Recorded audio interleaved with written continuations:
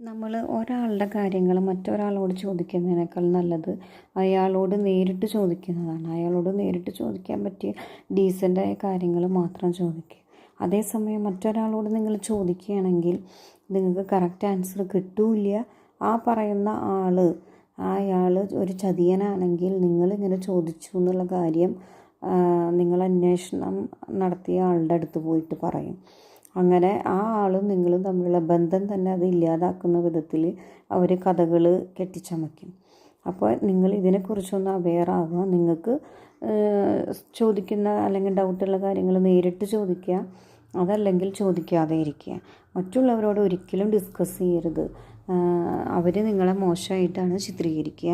നിങ്ങളുടെ നല്ല ബന്ധം അതുവഴി ഇല്ലാതാവും. നിങ്ങൾ ഒരു കുശുംബനാണോ, അസൂയക്കാരനാണോ, പാരവെപ്പുകാരനാണോ എന്നുള്ള ഒരു കിംവദന്തികൾ അവിടെ ഇവിടെ